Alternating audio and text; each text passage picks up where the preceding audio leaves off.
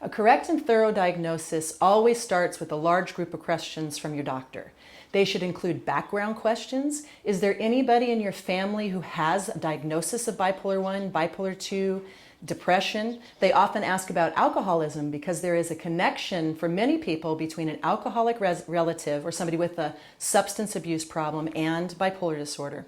The next question needs to be about mostly mania is one of the most important questions to ask. So once again, you ask those questions about mania. Have you ever felt, like I said, you don't sleep very much, but you have plenty of energy? You've been hyperactive when it comes to sexuality. Have you ever talked to the point that you talk over people and they can't understand you? Have you done things that are totally out of character and yet they felt good at the time? Have you been extremely agitated? And those questions almost always will lead you to a better bipolar disorder diagnosis. Another thing that's important is to somehow get family members in there.